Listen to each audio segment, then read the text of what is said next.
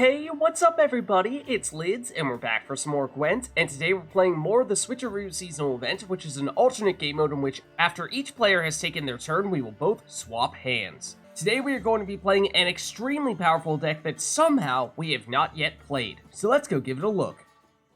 So today we'll be playing a Northern Realms Pincer maneuver deck that I cannot believe we have not yet used in the Switcheroo event, especially because it is really similar to some of the decks that we've used for other events, such as Patience is a Virtue. The whole idea of the deck is to get as many cards in our deck as possible and boost them if we can to set up a huge Erland of Larvik finisher in either round 2 or round 3. So in round 1, we'll use King Foltest, and if we don't have him in our hand, we can use our leader ability to get him, to create additional copies of bronze cards, put them into our deck, and get them boosted because we have Devotion, which will all make Erland stronger when we play him in round 2 or round 3. Combine that with the 34 cards in our starting deck, way more than you would usually have, and that means that Erland is again going to have way more fuel to get boosted up when we play him. Other than that, ideally we're playing either Blue Stripes Commando, or Dunbaiter. That way, not only are we creating additional cards, but we're actually able to summon them onto the board and give us additional points in round 1. Other than that, in order to squeeze in as many units as possible to make Erland as powerful as possible, we have added in a whole bunch of 4 provision cost units, which are not all that significant. We have some, of course, like the Redanian Knight, that if you play them early are worth something. We have some that if you play them last, like Redanian Elite, is a decent point slam, and because we have Devotion, Kerack Marine is also a decent point slam. So they're not terrible, but they're also not amazing. The focus is very much on setting up our huge Erland finisher in round 2 and round 3, getting decent value out of Foltest in round 1, and then playing whatever your opponent's biggest cards are to get additional value there. And if either all the cards in your hand are pretty bad, or your opponent has a bunch of cards that you don't really want to play, you can use your leader ability to get Radovid into your hand, because when you play him, he will refund that leader ability charge that you used to get him, which means that basically whenever you find yourself having to play something really bad, you can always resort to that, and between Radovid and the 2-power Volunteer that you'll spawn in, it's worth 8 points, so it's a nice backup plan if your hand gets bricked. Then, of course, if Radovid doesn't actually get locked or destroyed, by the time your next turn comes around, you can use his order ability, and on net you're still gaining 1 additional leader ability charge, which once again you can use to either get a stronger card out from your deck, or you can just put whatever card would be most dangerous for your opponent to play back in your deck where they no longer have access to it. Then if you do have a leader ability charge to spare, you can use that to get Vandergrift at the end of round 1 to give you carryover into round 2 with that resilience. And that is significant because our weakest round is round 1. We can get some value out of Foltest if we are able to combine that with Dunbaiter or Blue Stripes Commando, then that puts us in a much better place. But if for whatever reason we can't do that, and we lose round 1, then we are somewhat vulnerable to getting bled in round 2, and our opponent forcing us into playing our Erland combo in round 2, in which case we may not lose 2-0, but we no longer have our big combo in round 3 when we need it most. Which is why playing Vandergrift in round 1, especially if it looks like you may lose round 1, is crucially important because getting 6 points of carryover headed over into round 2 may either be enough to discourage your opponent from trying to bleed you out in round 2, or if they try to do it, gives you a much better chance of winning round 2 without having to resort to using Erland. That way, you can still save Erland for round 3 and use him as your big unanswerable finisher. So there's a look at the deck, and like I said, it is all about setting up a huge Erland play, which is more or less capable of automatically winning us a round, meaning the only real question is, can we still find a way to win one of the other rounds in which we don't play Erland, using a combination of our other cards, and of course, whatever cards we happen to get from our opponents. So let's go see it in action. Alright, so going up against Skellige here, and we'll go first. Okay, so we have our 3 most important cards in our hand right now, which is not good, because that means that we can play one of them on our first turn, but then we're handing the other 2 to our opponent. So most important in round 1 is that we play Foltest. We need to save Erland for round 2 or round 3, and then Radovid we'd like to keep in our deck and then bring out with a leader ability charge if/when needed. So let's dump you 2. And what it does mean is that we can be very aggressive with our redraws here, our mulligans, because we know we're not going to accidentally brick and get one of the cards that we wanted to save. So we'll play Foltest turn 1. We'd like to play Dunbaiter next to that Foltest. I don't think we're at too much of a risk of our opponent trying to play that one when they get this hand back, so, and even if they do, it's not the absolute end of the world, so we're definitely going to start with Foltest here. The biggest risk is probably that, I mean, they're Skellige, they probably have a fair bit of damage, they may even be able to remove Foltest, so we're going to take our chances here.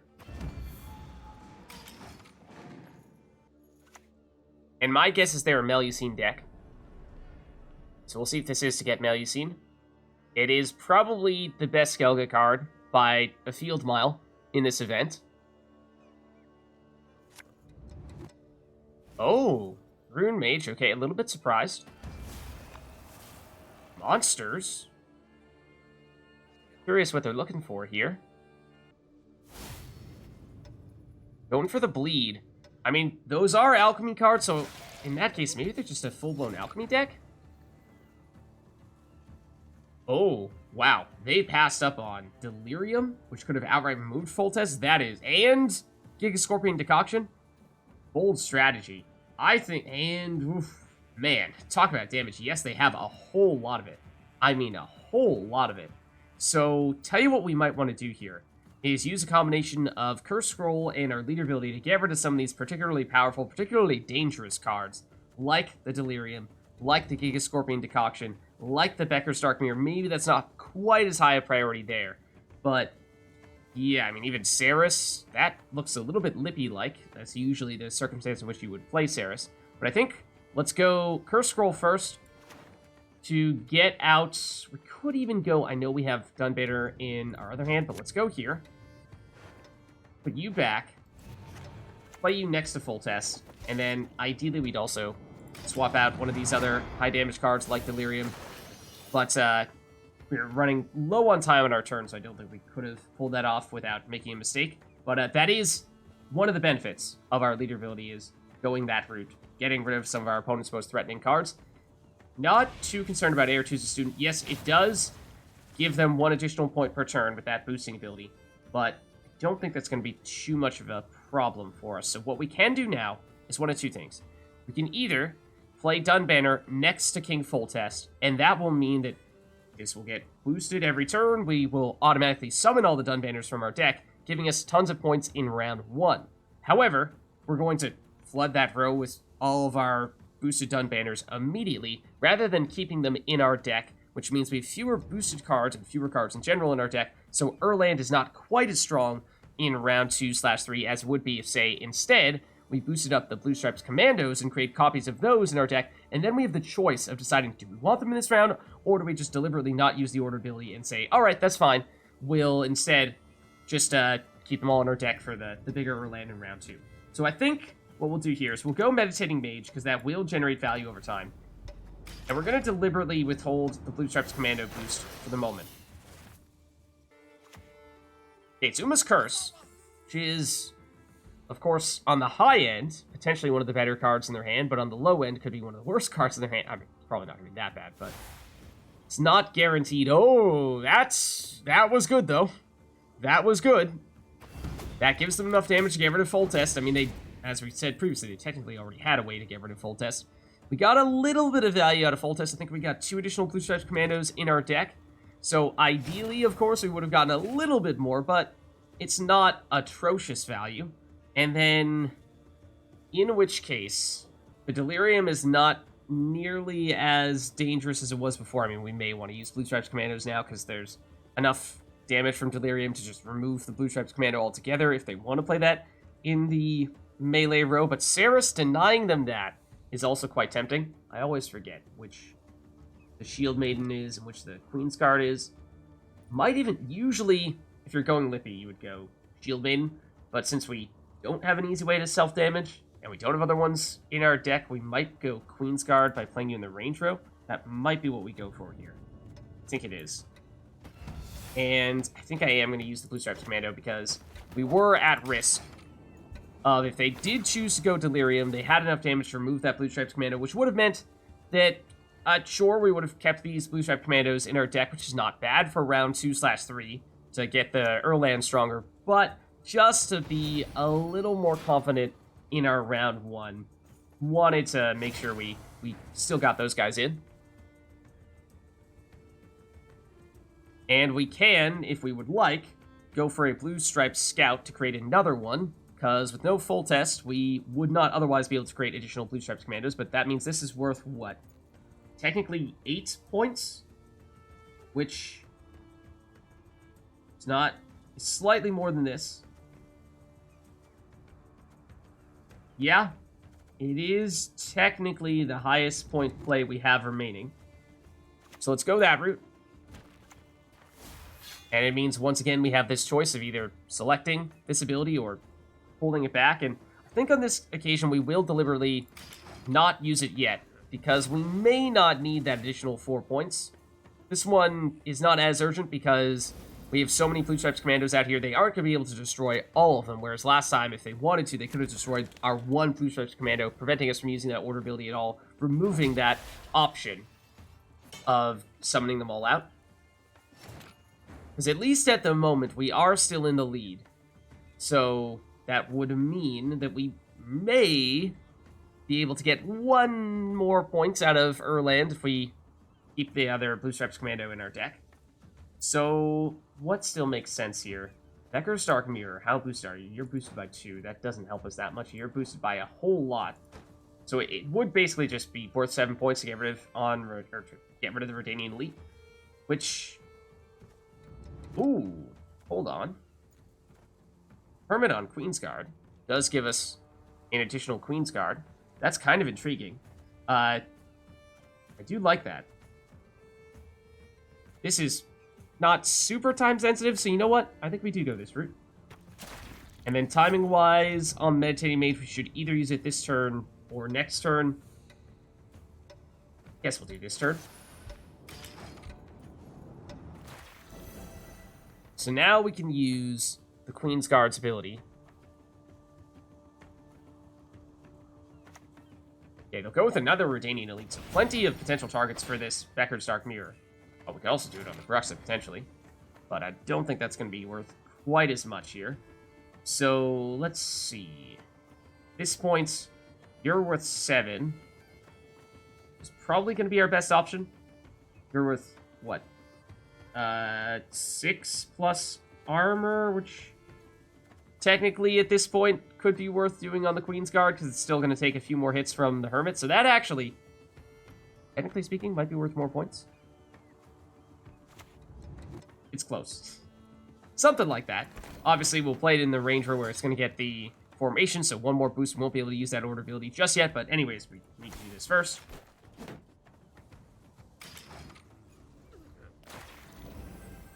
Oh, yeah. It's going to be too slow to make much of a difference anyway. Oh, well.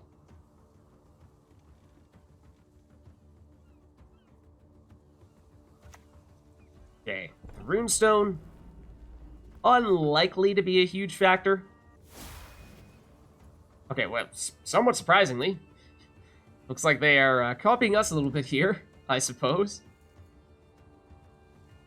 And they can hit that Queensguard with the Quartermaster, which I imagine they will look to do on their next turn.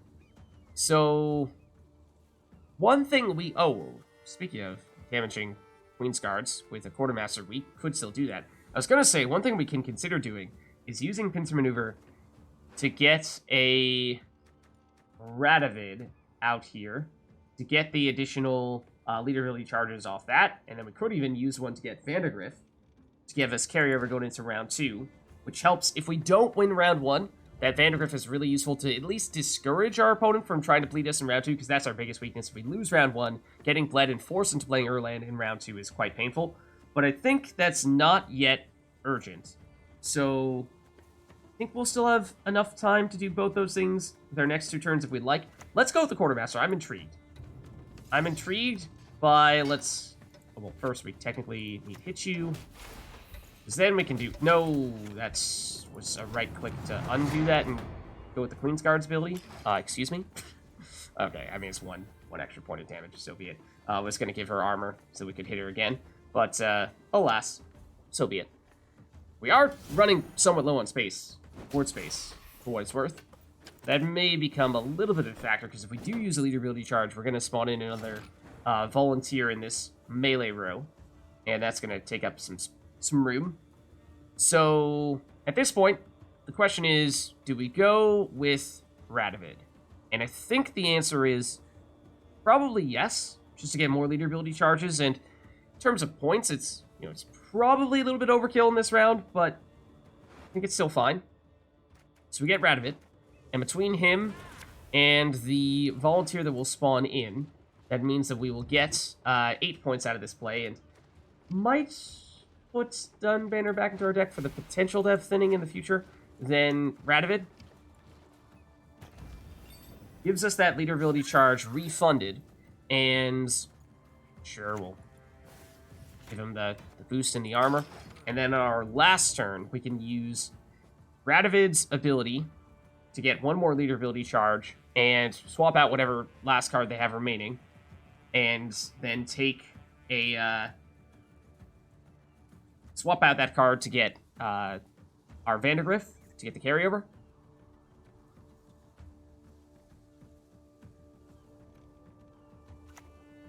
It's Becker's Dark Mirror. We didn't get anything that was super highly boosted. We did get enough boost for them to get rid of the Meditating Mage there, but as you can see, it's still not a huge deal, as we're still holding on to a 10-point lead here. So we're looking pretty good in this round. I think we, passed them a 4-ish point unit, so they shouldn't really be able to catch us, in which case we would be theoretically fine just playing Delirium here, but why not also get the carryover, especially because we have the leader ability charges to spare since we made a point of playing Radovid. So let's use it by swapping out Delirium for Vandergrift, and then just place you somewhere here in the range row. So that way, it looks like we'll win round 1. If for whatever reason we don't, we have this 6-point advantage, which, okay, now this will be worth a lot more than just 4 points, so still looking fine. Well, they could use a leader ability charge. Could make things a little bit interesting. Not sure if that's... I still don't think that's quite enough, but if it is, then we can hopefully, with the 6 extra points of carryover we get from Vandergrift, make it so that we don't need to resort to using our Erland combo in round 2, because if we are forced to do that, then we're just top decking in round 3 and suddenly we lose our best advantage. So they are going to use that leader ability. They have some armor. Oh, it is just enough. So, okay, it will be relevant, that carryover in that case.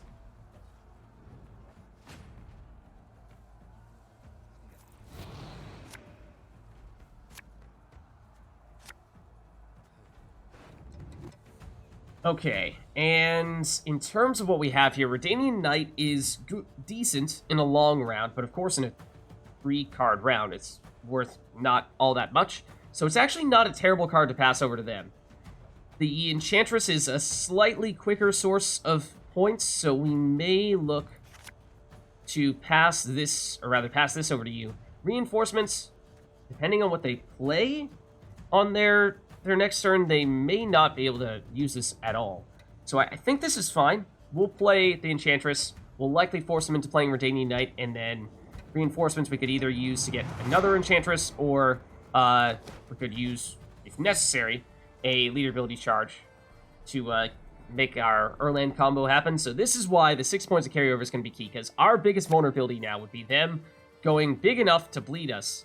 And this is what I thought they were going to do in round 1. I'm very surprised they did not do this in round 1.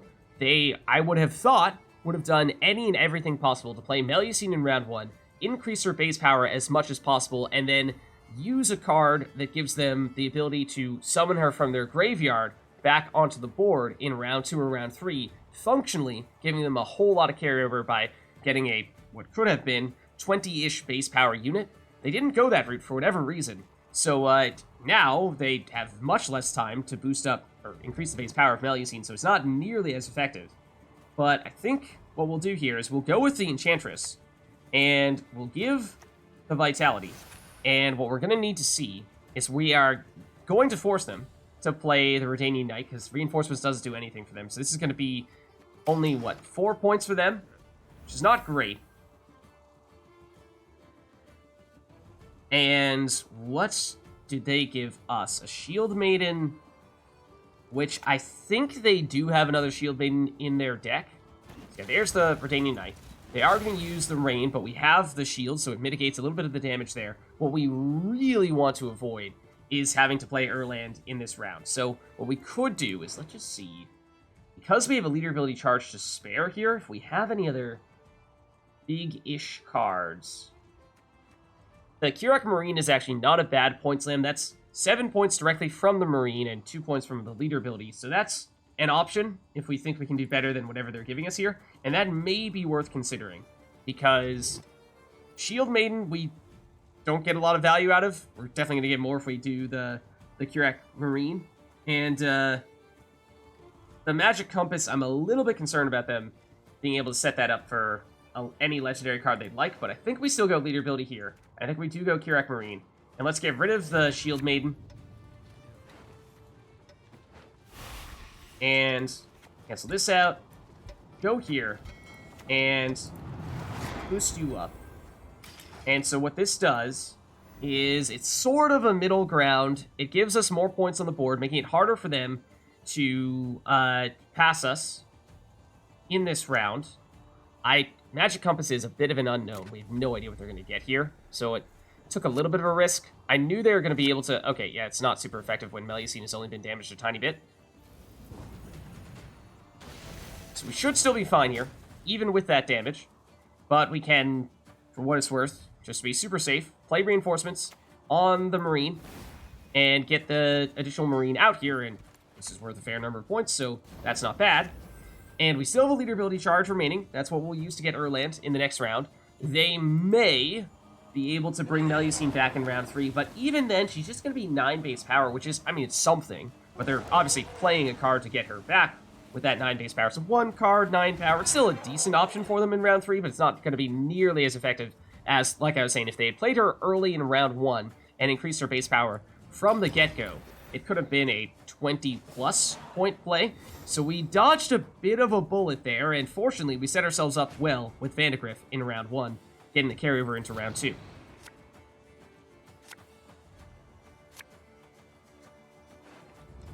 Okay, so now all we need to do is not draw into Erland. Or technically, we could draw into Erland and just play him turn 1, because with only 3 cards in our hand, he will immediately get the immunity.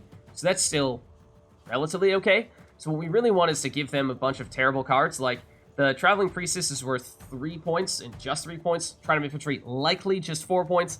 The Bad Ard Student, worth a little bit more than that, so we might want to swap you out. Bootstrap Scout, 4 points in all likelihood. So this looks good. We'll obviously dump one of these guys with, I guess we could have gone with the student on our first turn. Tell you what. Okay, well, so I was going to say, we can technically play one of these cards from our hand, and then on our next turn, we can use our leader ability to swap out one of the cards from their hand to get Erland. So we definitely want to stick them with the Traveling Priestess, although, to tell you the truth, we may end up with this on our last turn. But the big thing is that we have Erland, and I'm thinking at this point it should be worth, I would hope, a whole lot more than the Melusine that they only did a little bit of setup on. So let's go with Tridam Infantry, worth slightly more points, so sure.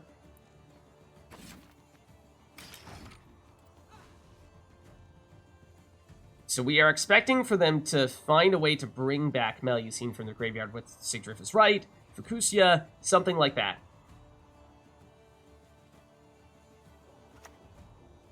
Alzer? Oh. That's a little unexpected. A little chaotic. You don't have any spells. So you don't have any setup for him. He's just a 6-point body, okay? Not really concerned about that anymore. You will not have fewer than 3 cards in your deck, so Magic Compass will not give you a Skellige legendary card of your choice. So I think for that reason, I mean, we do need to go with a leader ability charge here. And to get Erland, we need to play Erland on this turn because he doesn't have Zeal. We should probably just get rid of Magic Compass. Let's not make this any more complicated than it has to be. Erland has immunity, so we don't need to worry about the Gutting Slash taking him out. So we can still leave them with Gutting Slash, and they'll just use that to get rid of the Tridam Infantry, but that shouldn't be a big problem. So, get rid of you. Play Erlands, and sometimes I like to play Erlands in a row that has more units in it, just in case they have something like, say, the Delirium that we saw them have in round 1. We obviously know that they don't have that now, but that's one way to avoid having 6 damage that technically doesn't target a specific unit, all going onto Erland and having a chance of taking him out. They realize, though, there is no way they can stop us at this point, so they'll forfeit. Alright, so going up against Nilfgaard here. and we'll go first. Okay, so we do have Foltest in hand, and that is the key card that we'd like to lead off the round with. So this is, of all of our big cards, the one that we'd still be okay with having in our starting hand, assuming that we played in round 1, or rather on turn 1. The problem with that is that since we're talking about going against Nilfgaard, they could very well have the resources to immediately lock Foltest, but they may also have some purification, so I think we may still look to take that risk. Blue Stripes Commando goes very well next to Foltest. We'd like to play that the next time we have this hand. Otherwise, we can play Tridam Infantry next to Foltest. So this is looking fine. Let's actually get rid of a Kerack Marine, because this can be a nice point slam option to get out of our deck using a leader ability charge. So let's start with Foltest. This is the risk, is we'd very much like for him to stick. However, there's certainly the chance that they may be able to lock him or hit him with some damage to take him out. Oh, it's Mill. I was gonna say, you may have noticed we had 24 cards in our deck, which means it was going to be very difficult for you to do anything significant with that Mill. Then again, they somehow found a way to get one of our 3 non-bronze cards that we had in our deck. So, most importantly, we do, of course, still have Erland. That is key. But they're going to struggle to put up points, you would think, given how Mill is not exactly a point-generating machine. We'd like to have AssiMILLate happening here. I do like the purification. Hold on, let's just see. Do they have lock? Do they have an obvious source of lock here? Doesn't look like it. So I think, I mean, there's a chance they might be able to get it with their leader ability to set that up, but maybe we keep the Imperial Diviner and try to save this for next time round so that if they do try to lock Foltest, we have a way to purify him. So let's go with the Slave Hunter now. I'm deliberately... yeah, I guess we will still play it next to Foltest. It does mean that's one more instance of us getting a boosted card into our deck, and that is one of the reasons why I went for it, is because they might have realized that Blue Stripes Commando was going to be the card we wanted to play. So we could still use the leader ability charge to get another one, or for Scroll to get another one out from our deck here. That's not out of the question. Technically, if we were to put one of these cards here next to Foltest, ideally it would be Tridam Infantry, because that would give us some additional damage from the boost. So we may still opt to go that route. And ideally we would wait to use the leader ability charge on their turn, because that way we're getting rid of one of the cards that is more effective to them. And, you know, these cards, so especially Tridam Infantry, is not a bad option for us. So we're fine settling for that.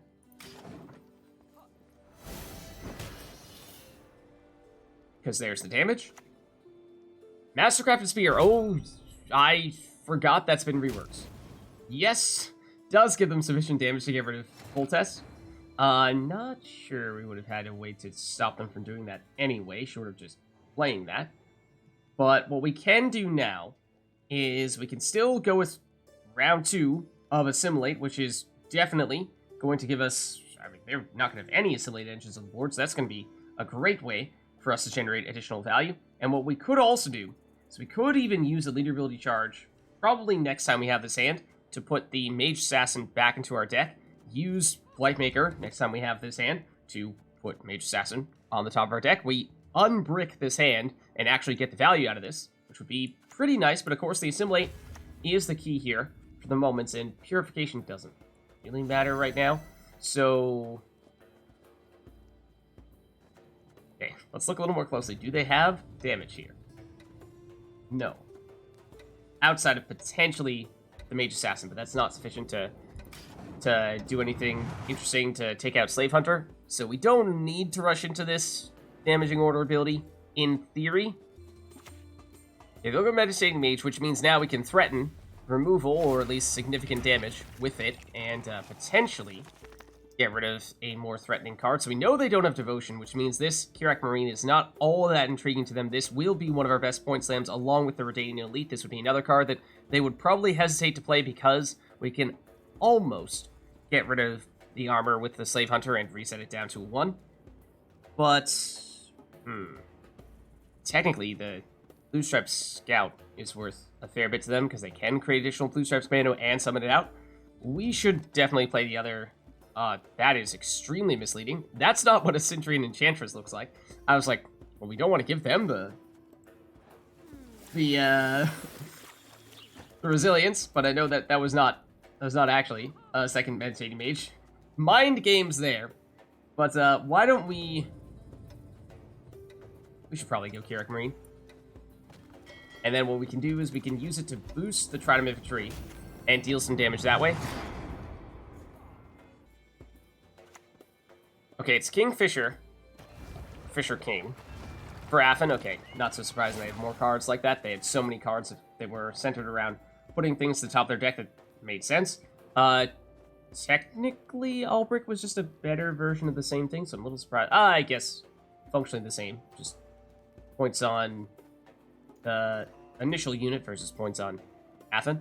But what we'd like to do now is probably go with a Curse Scroll into... oh...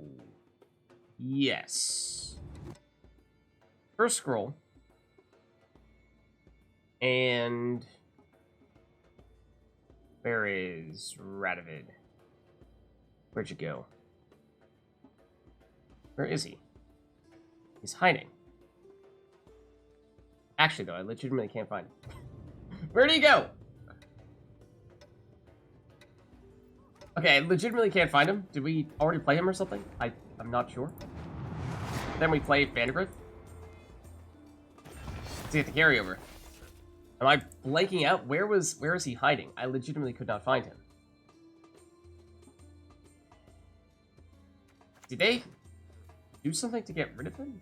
Oh, right, that's why I couldn't find him. That's what they got moved into our graveyard over here. Their mill attempt.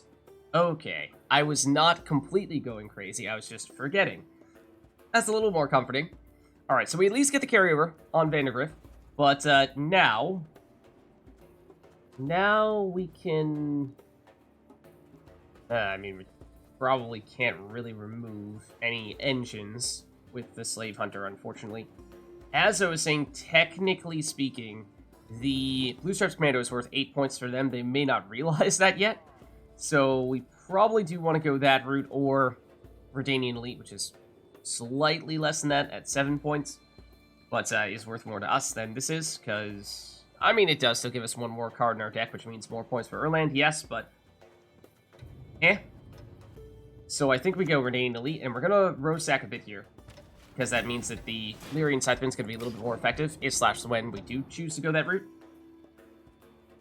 So yeah, the bad thing about them getting rid of Radovid as they play Albrecht is that would have been a way for us to sort of bide our time a little bit, play one of their cards, and not have to worry about using up one of our leader ability charges. Because now our leader ability charges are limited, and we obviously need to save one for Erland. And we do technically still have one to spare here. But now what we can do is we can go with Blightmaker, which is what we set up last time. We can go Blightmaker and put the Mage Assassin at the top of our deck, summoning it out and dealing some damage in the process. So let's do that. And this is not going to get boosted, is it? So it doesn't really matter if we played in the melee row. Then let's find you.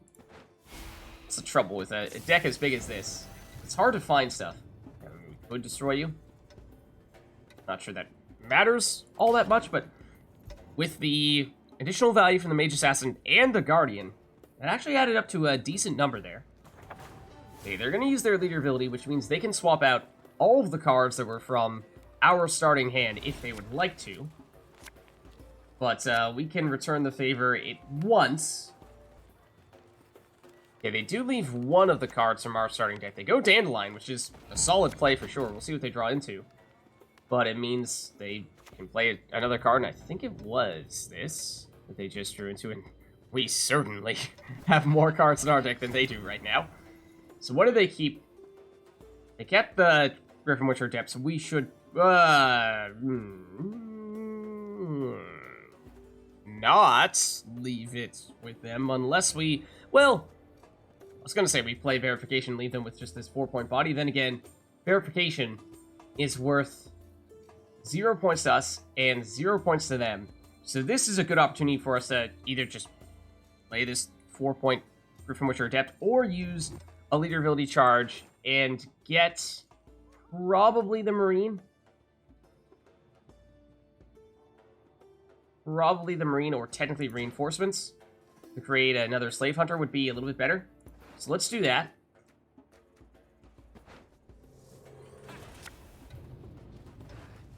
Get rid of you. Then do this. And that. Which will trigger the AssiMILLates. Give us another AssiMILLate card, which, I mean, we're going to get, like, one more proc out of it. But we also have the damage on the order ability, so I think it's maybe exactly the same amount of points as going with the Kerack Marine, or possibly one more. Squirrel, I don't really think matters. They're probably going to banish Radovid, yeah. Not that we were going to be able to use him anyway. It feels like they have a scenario somewhere in their deck. So they do have several things that were based on scenarios. So we can obviously at least get some value out of this. We cannot use our last leader ability charge because we need to save that for Erland. So yes, this will proc our 3 AssiMILLates. That is something. We have the 2 damaging order abilities. That is also something. But I'm still not sure that's sufficient. So we do this, and we still can't really reach any engines enough to remove them altogether, unfortunately. So, I mean, it's a 5-point lead. Do we have anything that's going to continue to get boosted? I don't think so. So, it means, I imagine we're probably losing round 1, but we will lose it with 6 points of carryover from Vandergrift, which hopefully discourages them from doing the bleed. Oh, well, oh, right. I forgot. We gave them that verification, so they weren't going to be able to do anything. So, yeah, we win round 1, and we have 6 points of carryover, so suddenly, now we're in the driver's seat.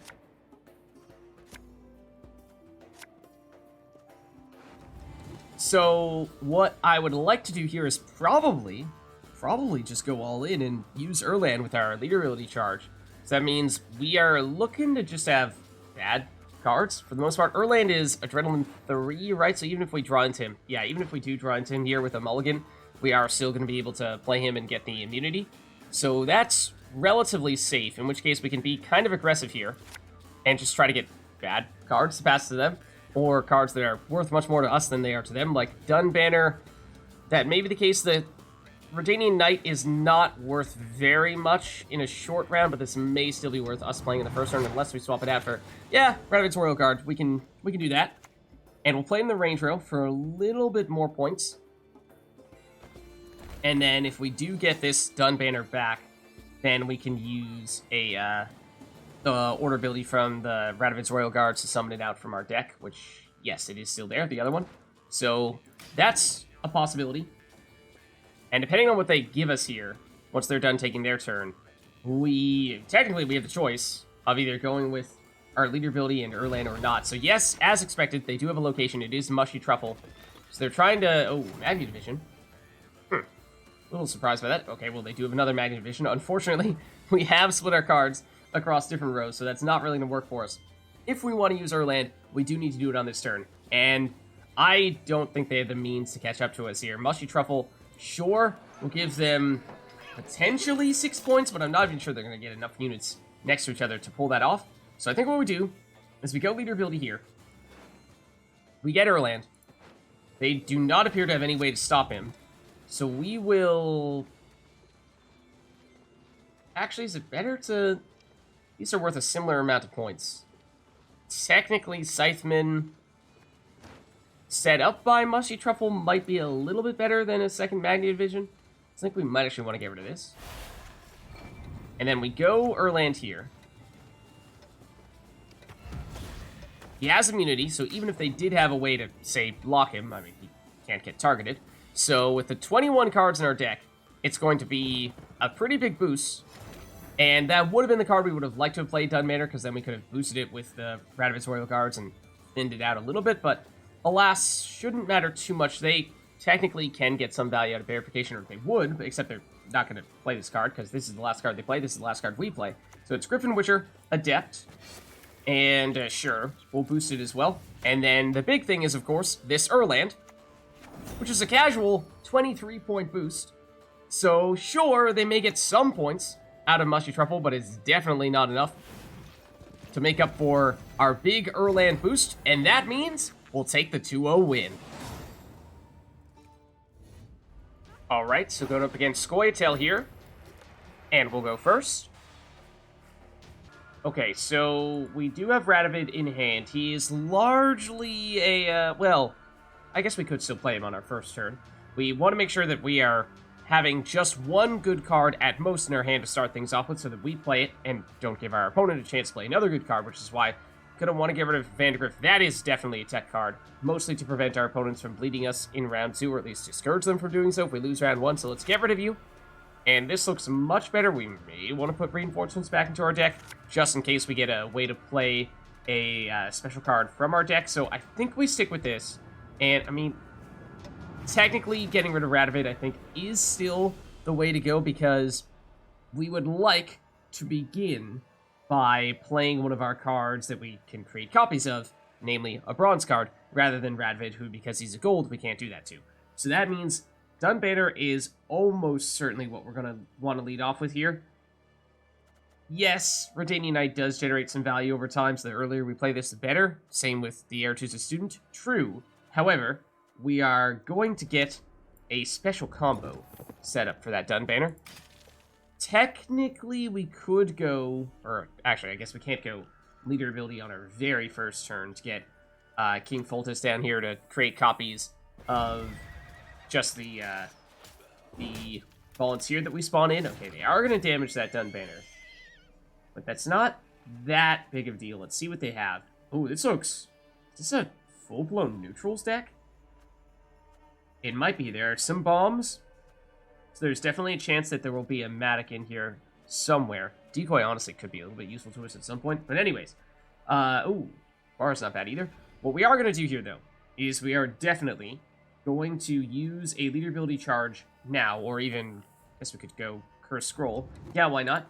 And let's get Foltest, wherever you're hiding, into our hand, so we can play that next to the Dunbanner. And let's get rid of...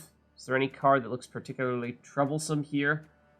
Maybe Red Haze, just because it does set them up a little bit to deal decent damage to us, because we want to keep Foltest next to Dunbanner for as long as possible, because when we boost Dunbanner, we're going to get all the other Dunbanners out from our deck, and because Foltest creates a copy of whichever bronze unit gets boosted on our turn, that means we can get an infinite source of Dunbanners. So this is our key engine, and outside of that, now we can start looking at things like Redanian Knight that we saw them play, or we could go for the Aretuza Student, which technically speaking is also worth 1 point per turn, since she's starting at 4 power rather than starting at 2 power, might be a little bit of a better option for us. They did, however, have a, was it a Mushy Truffle, I believe, which, because we do have a bonded unit here in our hand that also is worth 1 point per turn, and we can potentially get some resilience with that Mushy Truffle, I actually think we might want to go this route.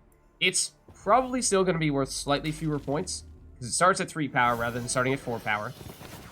But because we're going to keep on getting these Dunbanners out here, that should put us in a decent place from a round 1 standpoint, and I was not all that impressed with their hand, so I think we will hopefully still be fine here.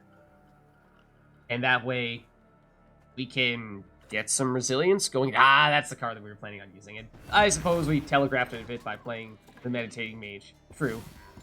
But we forced them into using that, because if they didn't, then we were going to guarantee that we got some resilience going into round 2, and that would have been a pretty big factor for us. Now, what would we like to do next? We could actually, at some point, if this row gets totally full, use Decoy on one of our Dunbanners, ideally this one that's not boosted, which could turn into potentially something better, but we definitely don't want to get Erland, so I suppose there's a, 1 in 23 chance that that's what we end up getting, so we should play a little bit safe.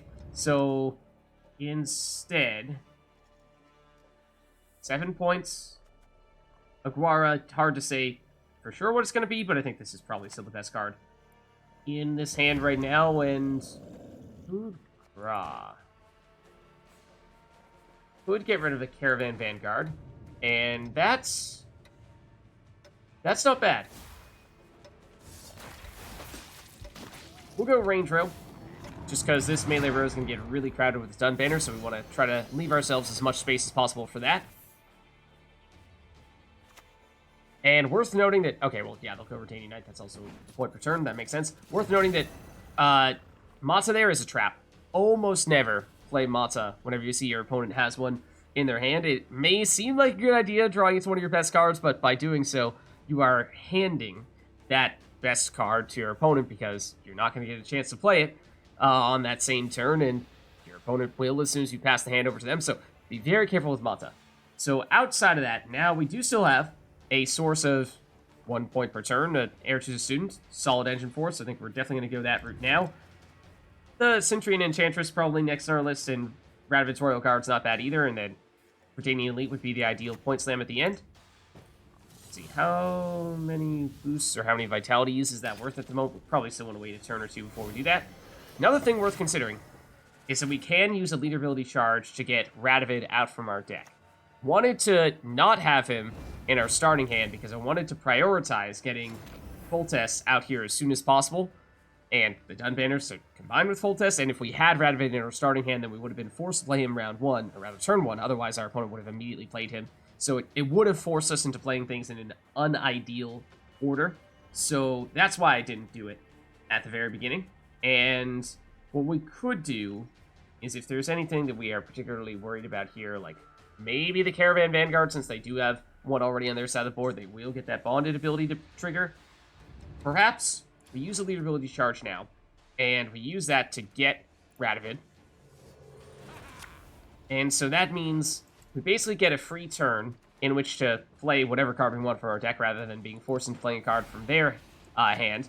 Wouldn't have been that bad of a card, but we want to get Radovid down here before it's nears the end of the round in case, I mean, I suppose there's actually no risk of them passing early and just missing on Radovid's order ability altogether, because if they do pass early, we can actually play cards from both hands.